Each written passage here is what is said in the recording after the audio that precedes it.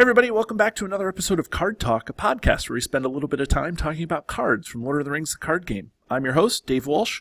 And I'm Grant Thompson, just along for the ride. And for this series of episodes, Grant and I decided to do something a little different.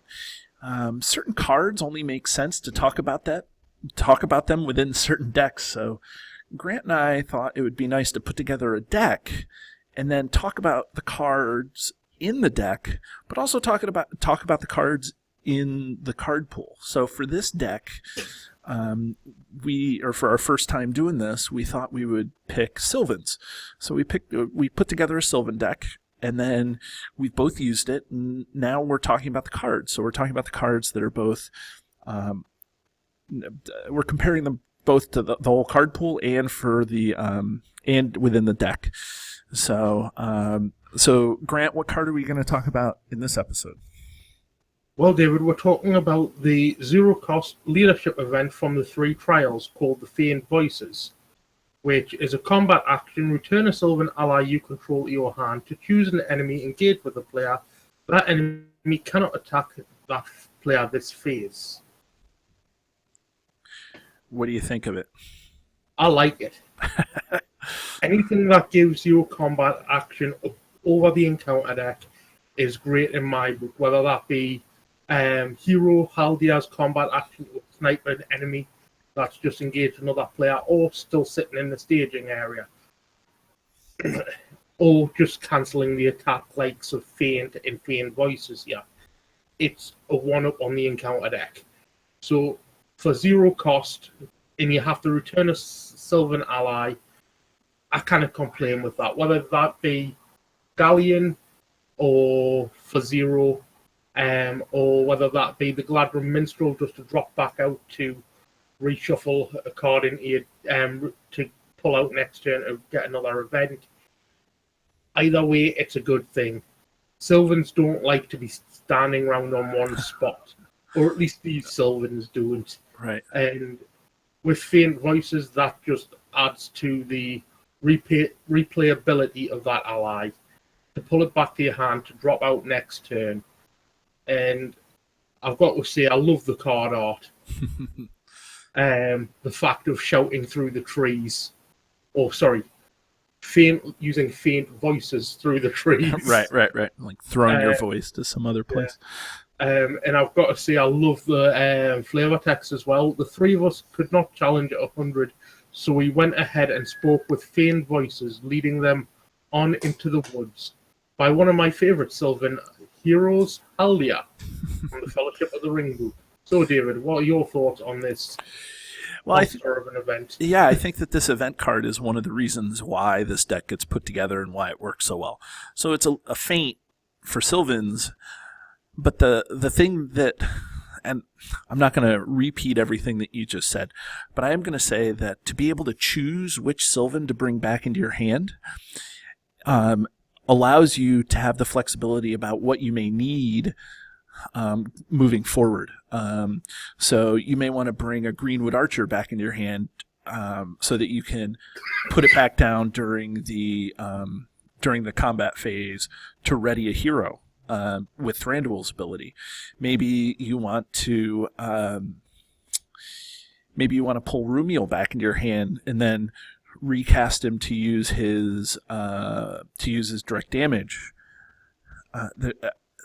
There's just so many different things, or so it's because of all the effects that all the Silvans gift you when they enter play or when they come into play from your hand.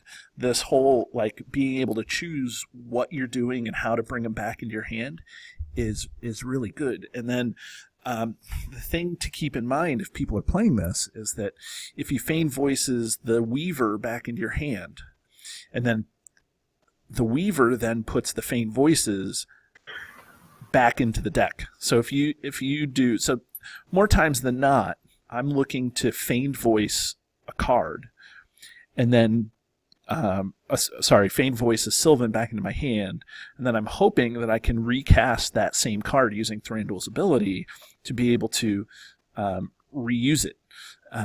Maybe it's exhausted, so then I can repay for it, and then it comes into play ready to fight. So the choices that you're given are great. And that's not even considering the advantage you get, like you said, over the encounter deck, where you get to basically feint the enemy out and not have to worry about its attack. There's other cards in the deck that do this, like a feint. There's Hobbit Sense, and then there's Gaffer Gamgee, which, as we're recording this, is going to come out in the Mount Gundabad scenario. But this is one of those cards that is completely reliable, and there's always a time where you're going to want to use this, if not to cancel an attack, which is what you're using it for, but also just to bring somebody back in your hand. Maybe you just got killed by a Necromancer's Reach. All these Sylvans are squishy, 1 hit point, except maybe you have Orphan out. Well, bring Orphan in and out of play, Feigned Voices, or the other events. And then now you're slowly recouping all of those enemies out of your discard pile back in your hand to replay.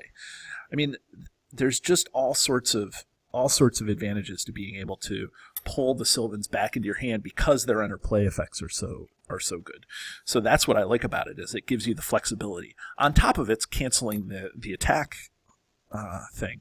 It's just it's crazy to get to see what you can do with it. Right, and just to make a quick correction there, David, you couldn't use Feigned Voices outside the combat phase. Right. Did I say that you could? You said you could, if you've just been hit by a Necromancer's Reach, you can use that to bring Orphan back and then put him back into play. Well, I guess, when you get to the combat phase. Right, yeah. okay. Right. Okay, just making... Right, yeah, we have to be clear. Yeah. Right. One of the things that Grant and I have learned is a lot about the finer points of the rules, so we want to make sure that we're clear about what we're saying here. Yeah. Sneak attack still gets me sometimes. Sneak attack gets us both, mate. Yeah, Don't right? worry about it. Yeah. So, should we ring this card, or do we have more to say about it? No, I think we've covered everything. It's pretty easy because because it's a Sylvan card, it really doesn't have much use outside of a Sylvan deck, but it's so powerful within that Sylvan deck. I think if it's going to be one of those cards, I just don't see it being used in decks outside of a pure Sylvan deck, because you probably want to keep your Sylvans in play unless it's this type of Sylvan deck. So I think that this is a real corner case card. Anyways, having said that, Grant and I decided that we were going to ring these cards much like we talked about them, where we ring them against the whole card pool and then within the deck itself, how potent it is. So it won't be surprising to see, cards that are very poorly rated against the card pool, but cards that are very well rated within the deck. So Grant, what do you think of this card? And I'll put in my 2 cents when I need to. Well, I like Feigned Voices as a card. Like I said in the description, it gives you the advantage over the encounter deck. However, in most cases, unless you're running a Sylvan deck or have a few Sylvan allies in your deck, you're not going to run this card. You'd be better off using Feint or some other card that'll allow you to cancel the attack, like Coney in a Trap or something. So I'm running this in 8 because if you've got a lot of Sylvan allies, even if you're not running a Sylvan deck, and you've got the resources there to pull it back and pull it back out to gain the effect again, it can be very useful. It's not going to go into every deck, but if you like the niche situations... Yeah, I think that because Nath Guide can be used in general in a lot of different types of leadership decks, if you're running Nath Guide, maybe you run Feigned Voices or something. So I agree with it, like an 8 is a pretty reasonable rating for this card. Yeah, and David, what's your rating for... What about within the deck? Oh, within the deck, I think... Well, within the deck, I'm rating it a 2. A 2, huh? Yeah, because it is very useful to cancel that attack and to replay another Sylvan the following round. So, I think within the deck, this has got to be one of the ones. This is a 1 for me. okay, and in the entire card pool? Well, that was a 9. 8. I agreed with you about the 8. You're Yeah. give it an 8 as well, right? Okay. Right. It's what it does is it feeds the monster of the Slippery Silvans. It allows the Silvans to come in and out of play. It allows you to get that chance to reuse and reuse and reuse the ability. And it also, you can pick a different card every time you play it for different effects. And so because of that, it has to be a 1 in the deck because it just is so vital for what it can do. Okay, so do you want to close out, David? So join us next time as we talk about more cards from the game. Have a great day. And if you're interested in finding this or any of our back episodes of Card Talk, feel free to search YouTube where you can find our flagship video episodes with the username Card Talk 2018. Or you can search the RSS feed, cardtalk2018.libsyn.org, for our extended audio versions of our podcast. Or you can find us on Facebook at Card Talk 2018. And if you have any questions for Grant or myself or for both of us, feel free to email us at cardtalk2018@gmail.com.